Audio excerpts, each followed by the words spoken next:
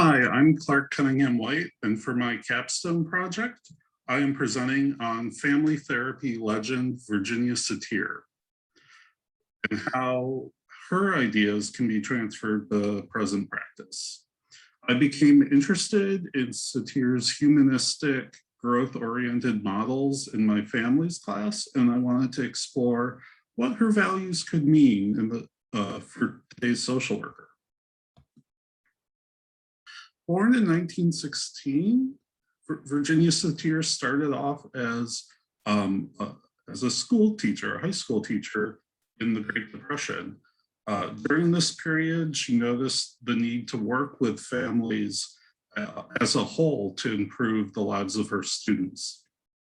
She used this knowledge to then get her master's in social work at the University of Chicago in 1948.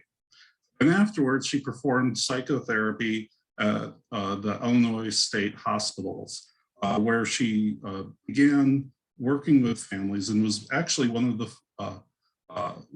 one of the first family therapy trainings in the mid-50s. She then, because of these trainings, caught the attention of other known family therapists like Jay Haley, and together they founded the Mental Research Institute in 1958.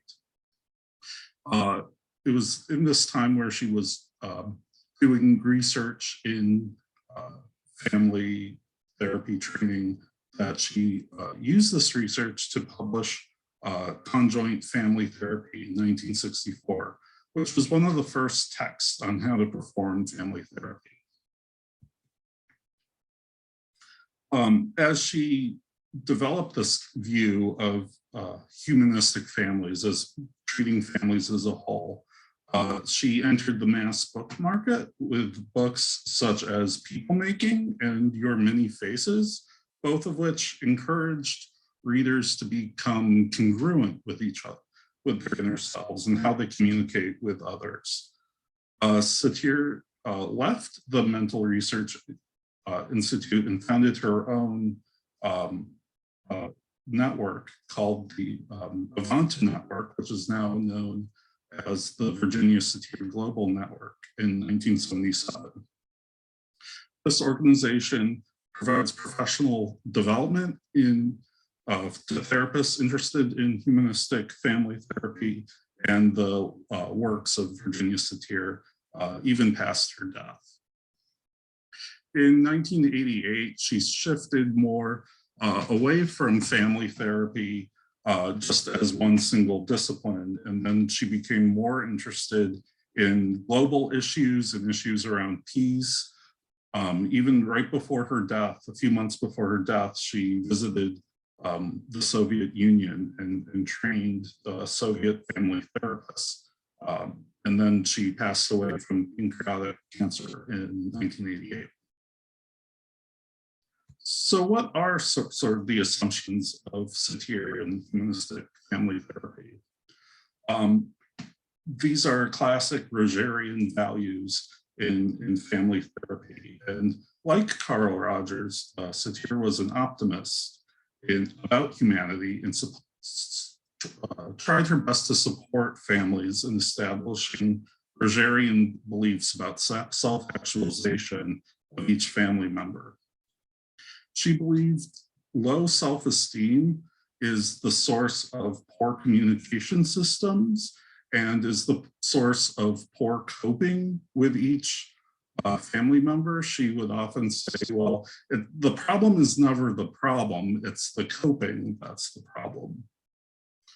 And she also believed that this is a problem that is developed early on as children, that parents struggle in their ability to teach children about self-worth and self-esteem. And so in a Satir framework, therapists can work with families to then raise the self-esteem of each member through different experiential models and interventions. She encourages people to be very clear about what they want and clear about using tools like I statements. And it is through these interventions that congruent communication is created, and that's the goal of Satir family therapy. So what are these kinds of unusual interventions? So Satir would often use things like posturing and sculpting, where she would physically place different family members on different parts of the room, and sort of they would inhabit the types of communication styles that each of them took on typically. And it is through those postures that people begin to be able to stand on their own 2 feet and express what they really want, and how much that they want to be loved and part of the family.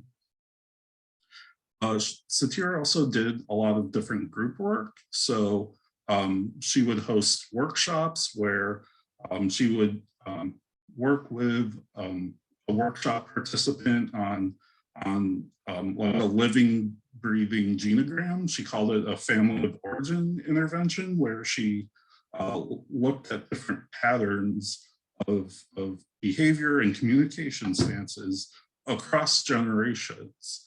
And she would have other seminar and workshop participants reenact through psychodrama this one participant's life, and people begin to understand what their place is and what the future would hold. Satir also believed that we had different components of ourselves, and that we shouldn't be pigeonholed as to one or two different kinds of people. And so she would try to encourage different sides of ourselves to kind of reveal themselves through something called a parts party, where people would pretend to be different sides of themselves and see how different parts of a person interact with each other.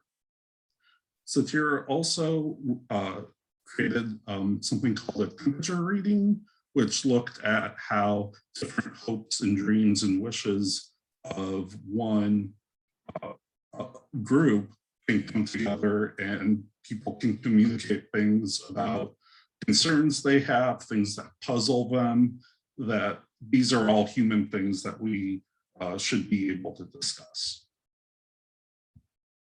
So here's some common critiques of Satir.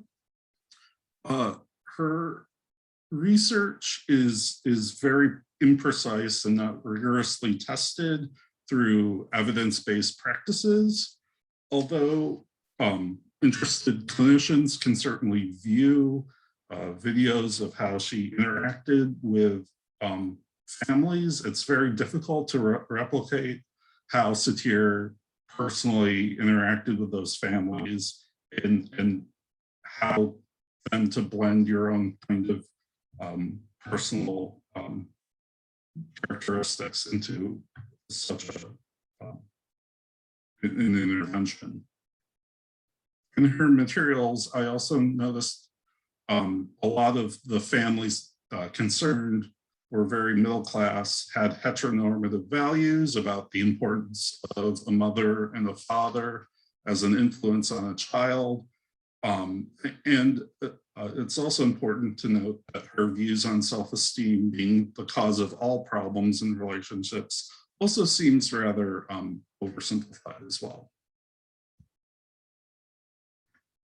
So, as previously mentioned, very few researchers applied Satir in current studies. One group of researchers tested her view about the importance of congruence, and they found that congruence has a correlation between itself and self-esteem, which validates a major theme of Satir's work. Lee in 2002 created a congruence scale to measure how people really express themselves authentically but this is something that needs more rigorous testing, obviously. And in Japan in 2000 tested Satir's growth model, which is her change model, and it showed statistically significant improvement over the control group when participants went through her change model, which we'll get to in the third part of my project. So to enhance my understanding of Satir and family therapy, I interviewed Ann Hurdy, who's the Family Services Director at Ottawa County CMH. So Dr. Hurdy noticed a few things about Satir's language and how she uses similar language to contemporary clinicians. For example, talking about the case and how that's a very common kind of language used still by family therapists. She also notices that family self-esteem is foundational to dysfunction. This is a common thread that you can see across different generations. She also notices different kinds of sculpturing and postures that people communicate across themselves. For example, adultified children can take the role of the blamer and blame their parents and criticize constantly to show, because they're trying to protect their own vulnerabilities.